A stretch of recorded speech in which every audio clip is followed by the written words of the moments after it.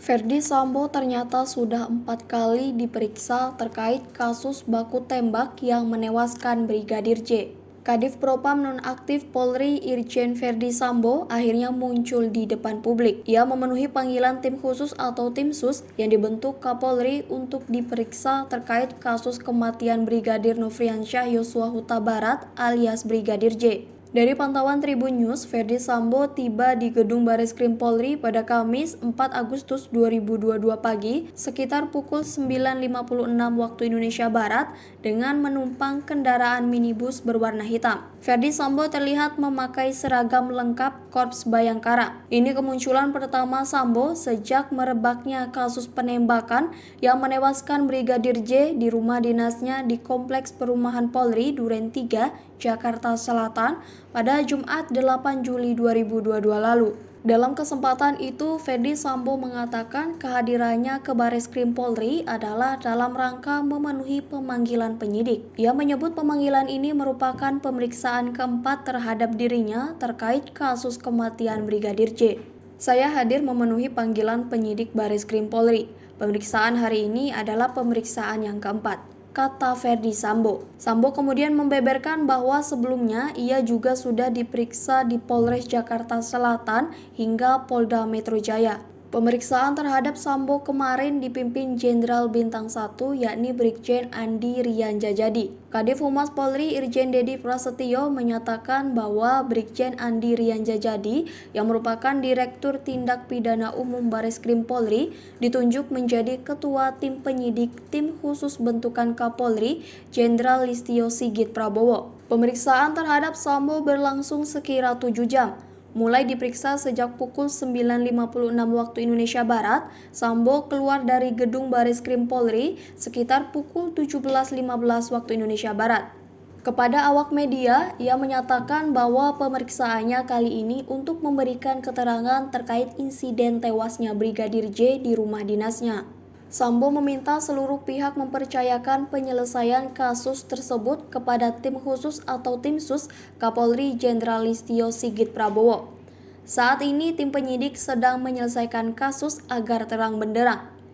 Namun begitu, Sambo enggan merinci mengenai materi pemeriksaannya pada hari ini, termasuk dia enggan menjawab berbagai kejanggalan terkait insiden tewasnya Brigadir J. Proses penyidikan terhambat. Sementara itu, Kabareskrim Polri Komjen Pol Agus Andrianto mengungkap adanya kendala dalam proses penyidikan kasus kematian Brigadir Nofriansyah Yosua Huta Barat alias Brigadir J.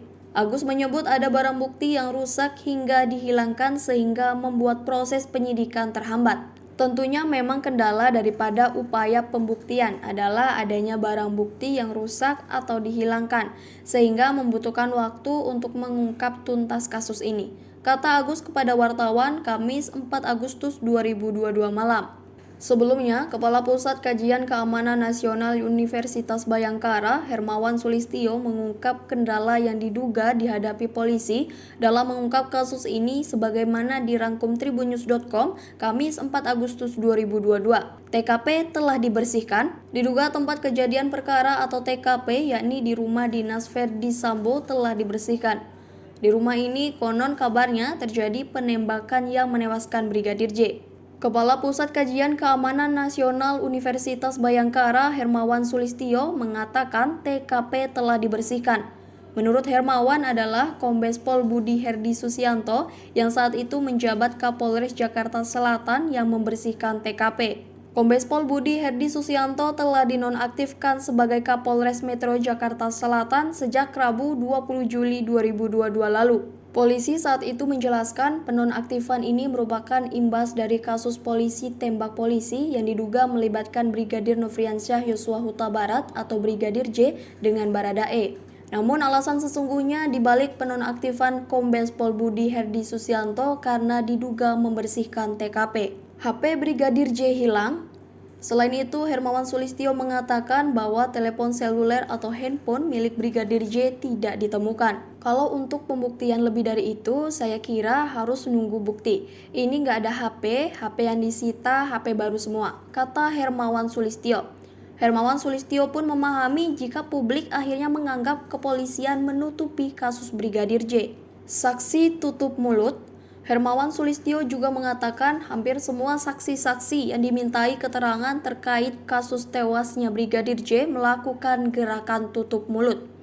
Hermawan menyebutnya GTM atau gerakan tutup mulut. Terus saksi-saksi kan nggak mau ngomong selama ini, saksinya GTM semua alias gerakan tutup mulut.